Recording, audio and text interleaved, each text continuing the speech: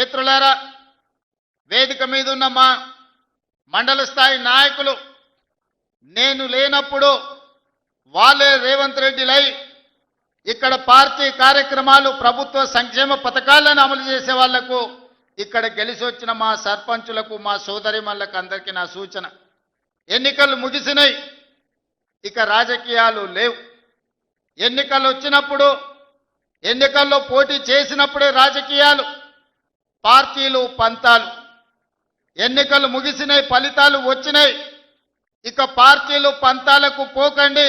కొడంగల్ శాసనసభ నియోజకవర్గంలో ఉన్న ప్రతి పౌరుడు మన కుటుంబ సభ్యుడే.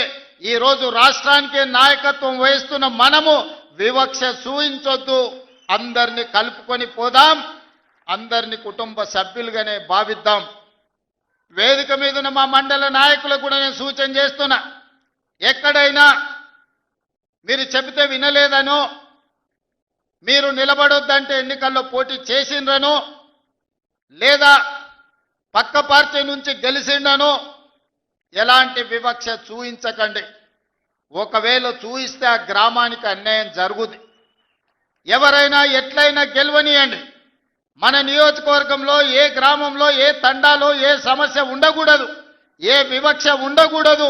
ఈ నియోజకవర్గంలో అందరూ మనకు కావాల్సిన వాళ్ళే. నిన్నటి వరకు ఏవైనా చిన్న చిన్న తేడాలు, చిన్న చిన్న అంశాలు ఏమైనా ఉన్నా వాటిని పక్కన పెట్టండి. ఈరోజు మనము పెద్ద హోదాలో ఈ నియోజకవర్గం ఆశీర్వదిస్తే బాధ్యత నిర్వహిస్తున్నాం. పెద్ద హోదాలో మనం ఉన్నప్పుడు పెద్ద మనసుతో మనం వ్యవహరించాలి. చిన్న చిన్న విషయాలను, గ్రామ కక్షలను పెంచి పోషించకూడదు.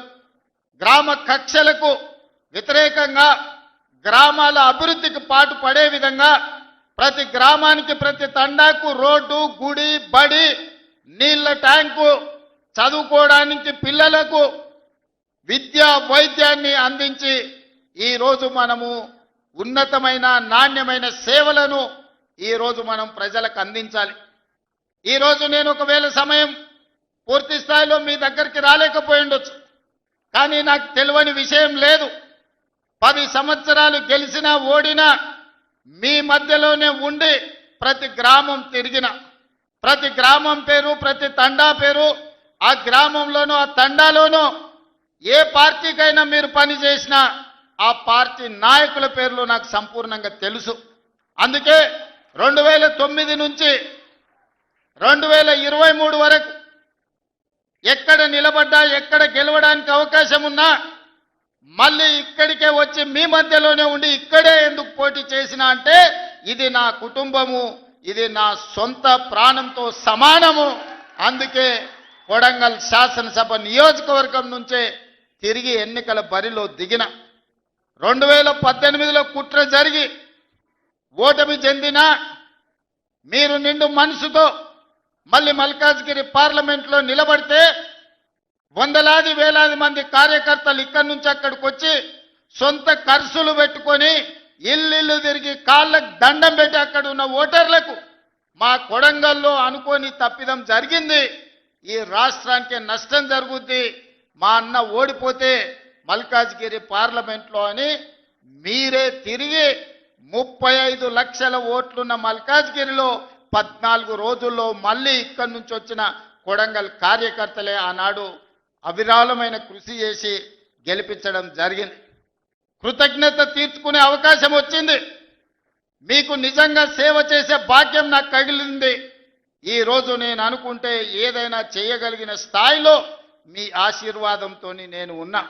ఇంతకంటే పెద్ద పదవి వచ్చేది లేదు, ఇంతకంటే మంచి అవకాశం దేవుడు ఇచ్చేది లేదు. ఇంత గొప్ప అవకాశం, ఇంత మంచి పని చేసే అవకాశం వచ్చింది ఈనాడు. అందుకే మా సర్పంచులకు, ముఖ్యంగా మా మహిళా సర్పంచులకు, ఇంజనీరింగ్ చదువుకున్న ఆడబిడ్డలు కూడా ఈరోజు సర్పంచులుగా గెలిచి ఉద్యోగాలు వదులుకొని ఈరోజు ప్రజా జీవితంలోకి వచ్చిండ్రు. వాళ్ళందరికీ నా సూచన ఒక్కటే, మీ గ్రామానికి ఏం కావాలనో మీరు ప్రణాళికలు సిద్ధం చేసుకోండి. ఈ వేదిక మీద నుంచి రాష్ట్రంలో గెలిచిన 12,706 మంది సర్పంచులకు నేను సూచన చేస్తున్నా, ప్రత్యేకంగా స్పెషల్ డెవలప్మెంట్ ఫండ్ చిన్న గ్రామాలకు 5 లక్షలు, పెద్ద గ్రామాలకు 10 లక్షలు యథావిధిగా మీ గ్రామాలకు వచ్చే నిధులు కాకుండా స్పెషల్ డెవలప్మెంట్ ఫండ్ ముఖ్యమంత్రి నిధి నుంచి మేజర్ గ్రామ పంచాయతీలకు 10 లక్షలు, చిన్న గ్రామ పంచాయతీలకు 5 లక్షలు నూతన సంవత్సరంలో మీకు ఇచ్చే బాధ్యత నాది అని ఈ వేదిక మీద నుంచి తెలియజేస్తున్నా.